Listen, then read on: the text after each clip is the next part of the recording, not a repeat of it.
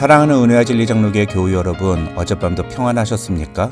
오늘도 어떠한 상황 속에서도 현실적인 선택이나 세상의 힘을 의지하지 않고 오직 하나님의 도우심만을 바라봄으로 하나님의 놀라운 능력을 체험하는 여러분의 삶이 되시기를 주님의 이름으로 축원합니다.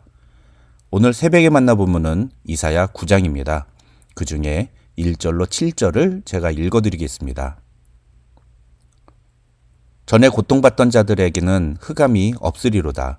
옛적에는 여호와께서 스불론 땅과 납달리 땅이 멸시를 당하게 하셨더니 후에는 해변길과 요단 저쪽 이방의 갈릴리를 영화롭게 하셨느니라.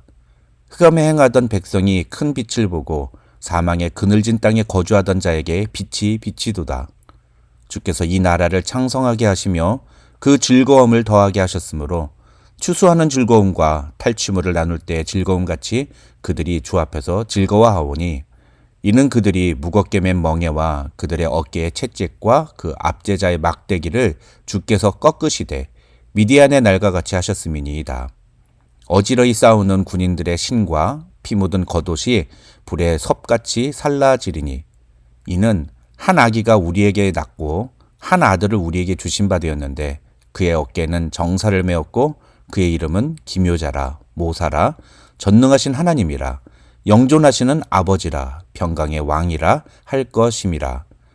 그 정사와 평강의 더함이 무궁하며 또 다윗의 왕자와 그의 나라에 군림하여 그 나라를 굳게 세우고 지금 이후로 영원히 정의와 공의로 그것을 보존하실 것이라. 만군의 여호와의 열심히 이를 이루시리라. 어제와 그제 본문이었던 7장과 8장에서는 아람과 북이스라엘 연합군의 침공을 당한 남유다가 하나님께 보여준 모습과 그에 대하여 그들이 보여준 행동 그대로 보응하시겠다는 하나님의 심판의 메시지를 살펴보았습니다. 이 과정에서 이사야 선지자는 어떠한 현실 속에서도 인간적인 선택이나 세상을 의지하는 태도가 아니라 오직 하나님의 말씀을 붙잡고 그 말씀대로 행하며 하나님의 자비와 긍휼을 구하는 태도만이 이스라엘이 살 수 있는 유일한 방법이라는 사실을 이야기했습니다. 오늘 본문인 이사야 9장 1절로 7절은 바로 그 내용에 이어서 그렇게 우리가 하나님만 바라보며 하나님의 은혜를 구할 때 하나님은 우리를 반드시 회복시키실 것이라는 사실을 제시하는 내용입니다. 1절을 보시면 이사야 선지자는 전에 고통받던 자들에게는 흑암이 없으리로다 라고 말하는데 이것은 아수르의 침공으로 말미암아 고통당하는 남유다의 상황을 흑암으로 표현한 것으로 그 절망과 막막한 현실이 계속 이어지지는 않을 것이라는 뜻입니다. 그러면서 2절에서 이사야 선지자는 흑암에 행하던 백성이 큰 빛을 보고 사망의 그늘진 땅에 거주하던 자에게 빛이 비치도다 라고 말합니다. 이것은 하나님의 심판의 참혹함과 하나님의 회복의 감격이 얼마나 차이가 있는지를 보여주는 표현이라 할 수 있습니다. 그런데 학자들은 이 1절로 7절에서 이사야 선지자가 말하는 내용은 단순히 남유다가 아수르의 압제에서 벗어나는 것만을 의미하는 것이 아니라 나아가 암흑과도 같은 죄악의 지배 아래 놓여있는 우리 인간에게 참 빛으로 이 땅에 오셔서 우리를 빛의 자녀로 부르시는 예수 그리스도를 통한 구원의 메시지를 선포하는 것이라고 설명하기도 합니다. 6절에서 이사야 선지자는 그 한 아기가 태어날 때에 흑암에 처해 있는 자들에게 빛이 비추일 것이며 모든 전쟁과 압제가 종식되고 새로운 회복이 시작될 것이라고 말하고 있습니다. 이것은 절대적으로 장차 오실 메시아를 통해 임할 하나님의 나라에 대한 표현이며 따라서 이 6절과 7절에서 이야기하는 한 아기는 장차 말구 위에 누이신 하나님의 아들 예수 그리스도를 가리키는 표현이라는 것이 학자들의 주장입니다. 심지어 요한복음 1장 9절을 보시면 사도 요한은 참빛 곧 세상에 와서 각 사람에게 비치는 빛이 있었다고 선언합니다. 또 바울은 에베소서 2장 8절에서 우리 모든 그리스도인에 대하여 너희가 전에는 어두움이더니 이제는 주 안에서 빛이라 빛의 자녀들처럼 행하라 하고 말합니다. 이처럼 오늘 본문에 나오는 빛에 대하여 신약의 사도들도 그 빛이 예수 그리스도이심을 증언했습니다. 중요한 것은 7절 맨 끝에 나오는 문장입니다. 만군의 여호와의 열심히 이를 이루시리라는 이 말은 하나님의 나라가 만군의 여호와 하나님의 절대적 주권과 그분의 강한 의지를 통해서 반드시 이 땅에 임할 것이라는 사실을 선언하는 말입니다. 이러한 하나님의 계획을 막거나 포기하게 할 수 있는 것은 아무것도 없다는 뜻입니다.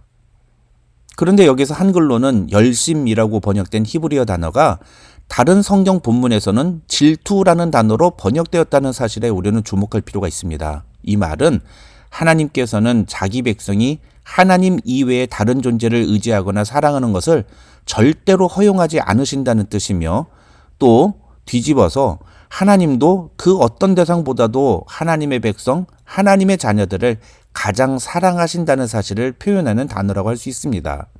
그래서 만군의 여호와의 열심이 이를 이루시리라는 말을 다른 말로 풀어서 설명하면, 전능하신 하나님이 그의 백성들을 너무 사랑하셔서 하나님의 나라를 세우기 위해 반드시 자신의 아들을 우리에게 보내주실 것이라는 뜻이라고 학자들은 설명합니다. 요한복음 3장에서 예수님은 하나님이 세상을 이처럼 사랑하사 독생자를 주셨으니 이는 그를 믿는 자마다 멸망하지 않고 영생을 얻게 하려 하심이라고 말씀하셨습니다. 여기서 우리는 주셨으니라는 단어에 주목할 필요가 있는데, 이것은 앞으로 주실 것이라는 미래형이 아니라 이미 주셨다는 과거형으로 쓰였습니다. 다시 말하면 오늘 본문 이사야 9장 6절과 7절이 실제로 성취되었다는 것입니다. 그것이 바로 예수 그리스도를 통해서 일어난 사건입니다. 그러면서 예수님은 요한복음 3장을 계속 보시면 니고데모에게 이 빛에 대해서 이야기하십니다. 그런데 중요한 건 사람들이 자기 행위가 악함으로 빛이 이 세상에 왔지만 빛보다 어두움을 더 사랑하고 빛을 미워하여 빛으로 오지 않았다는 사실입니다. 오늘 본문과 이 요한복음 3장의 내용을 연결시켜서 생각해 보십시오. 전쟁으로 인해 절망과 고통 속에 빠져 있으면서도 하나님께서 빛을 비춰주시는데 그 빛으로 나오지 않고 계속 흑암 아래에 있으려고 한다면 얼마나 어리석고 안타까운 일입니까? 그런데 그것보다 훨씬 더 어리석은 일이 무엇입니까? 바로 자신의 죄를 깨닫지 못하고 주님께 나오지 않는 것입니다. 예수 그리스도는 우리를 구원하시며 우리를 자유케 하셨습니다. 따라서 더 이상 죄에 빠져 살기보다는 예수 그리스도 앞으로 나와 빛의 자녀들처럼 행하는 것이 신자의 바른 태도라 할 수 있습니다. 그 다음 8절부터 21절까지는 하나님을 거부한 북이스라엘에 대한 예언들이 기록되어 있습니다. 정확하게 말하면 9장 8절부터 10장 4절까지 그 내용이 이어지는데요. 하나님에 대한 북이스라엘의 4가지 태도가 여기 등장합니다.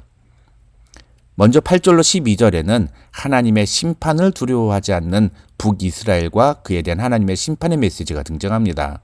9절과 10절을 보시면 에브라임과 사마리아 주민들은 교만하고 완악한 마음으로 벽돌이 무너졌으나 우리는 다듬은 돌로 쌓고 뽕나무들이 찍혔으나 우리는 백향목으로 그것을 대신하리라고 말합니다. 이것은 북이스라엘 사람들이 얼마나 자신만만해하고 있는지를 보여주는 말입니다. 다시 말하면 하나님께서는 북이스라엘이 반드시 멸망할 것이라고 말씀하시는데 북이스라엘 사람들은 외적의 침입 따위는 우리가 얼마든지 막아내고 대처할 수 있다, 이렇게 이야기하고 있다는 것입니다. 이사야 선지자는 11절에서 그러므로 여호와께서 르신 즉 아람의 대적들을 일으켜 그를 치게 하시며 그의 원수들을 격동시키실 것이라고 말합니다. 그리고 그렇게 그들이 모두 입을 벌려 이스라엘을 삼킬지라도 하나님의 진노는 그치지 않을 것이라고 선언합니다. 그 다음 13절로 16절에서는 회개하지 않는 북이스라엘의 태도와 그에 대한 하나님의 심판의 메시지가 기록되어 있습니다. 13절을 보면 이사야 선지자는 그리하여도 그 백성이 자기들을 치시는 이에게로 돌아오지 아니하며 만군의 여호와를 찾지 아니하도다라고 선언합니다. 아람의 대적들을 일으켜 북이스라엘을 삼키게 하시는 하나님의 심판을 겪었음에도 북이스라엘은 자신의 죄악을 회개하고 하나님께로 돌이키지 않을 것이라는 겁니다. 그런데 문제는 도대체 왜 그들이 그런 무서운 하나님의 심판을 겪고서도 하나님께로 돌이키지 않는가 하는 것입니다. 14절부터 16절에서 이사야 선지자는 그 책임이 백성을 이끄는 지도자들에게 있음을 이야기합니다. 즉 하나님께서 그렇게 하나님께 회개하지 않는 백성의 태도를 그들을 이끄는 지도자들에게 물으시겠다고 말씀하셨다는 것입니다. 16절을 보면 백성을 인도하는 자가 그들을 미혹하니 인도를 받는 자들이 멸망을 당하는도다라고 이사야 선지자는 이야기합니다. 지도자는 현실을 올바르게 판단해야 합니다. 그리고 백성들이 바른 행동을 하도록 이끌어야 합니다. 백성이 잘못된 행동을 하도록 이끄는 지도자는 반드시 하나님께 준엄한 심판을 받게 됨을 잊지 말아야 합니다. 셋째로 17절로 21절에서 이사야 선지자는 악행을 일삼는 북이스라엘에 대한 하나님의 심판을 선언합니다. 정확하게 말하면 하나님의 심판으로 인해서 북이스라엘 백성들이 보여주게 될 또 다른 악행의 모습입니다. 문제는 그런 악 때문에 하나님은 더더욱 북이스라엘을 계속 심판의 자리로 내모신다는 것입니다. 17절에서 이사야 선지자는 이 백성이 모두 경건하지 아니하며 악을 행하며 모든 입으로 망령되이 말한다고 고발합니다.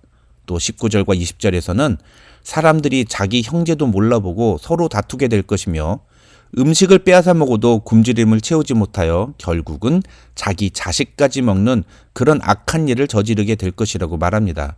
그런데 그러면 그럴수록 문제는 여호와의 진노가 그치지 않고 여전히 그 심판하시는 하나님의 손이 펴져 있을 것이라는 사실입니다.